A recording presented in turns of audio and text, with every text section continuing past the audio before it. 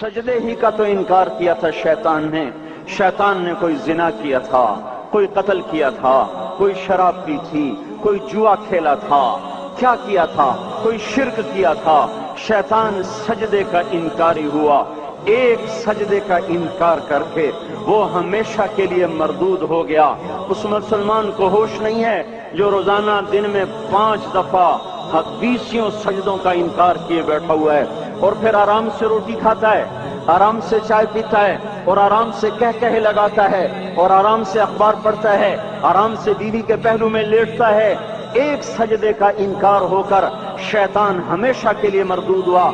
जिसने फजर का इनकार किया सजदों का, फिर जोहर के सजदों का मजाक उड़ाया, फिर असर का मजाक उड़ाया, फिर मगरिब और इशा का मजाक उड़ाया।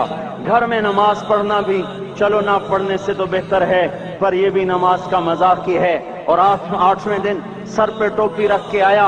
8 दिन जिसने इतने सजदों का इनकार किया, वो इस बात से नहीं डरता कि कहीं अल्लाह उसे मरदूद न कर दे।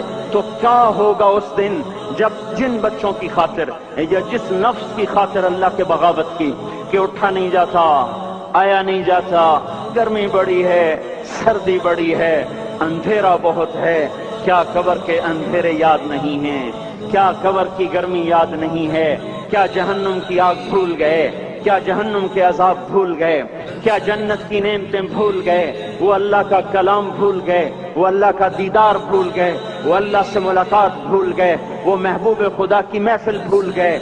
ये कैसा इस्लाम है, ये कैसे पत्थर दिल हैं जो कमाने में तो ऐसे मस्त हुए कि होश नहीं, और जब अल्लाह बुलाए तो ऐसे गाफिल हो जाएं, ना बूढ़े पर जूरेंगे, ना जवान को होश आए, न किसी औरत को होश आए, न किसी मर्द को होश आए, ना बाजार बंद हों। अरे मेरे भाइयों, हुकूमत से पैसा बचाने के लिए हड़तालें की, 20-20 दिन बाजार न खोले, नमाज के लिए अगर दुकानें बंद करते तो आज अल्लाह ताला आपको हर जालिम से बाहर निकाल देता।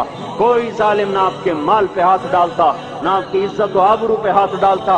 दिन दहाड़े डाके पड़े, क्यों पड़े? कि हम बागी हो गए, हमने अल्लाह से बगावत कर दी। क्या जुमे के दिन सिर्फ अल्लाह बुलाता है? ये जुमे में इतने क्यों आते हैं और बाकी दिनों में क्यों नहीं आते?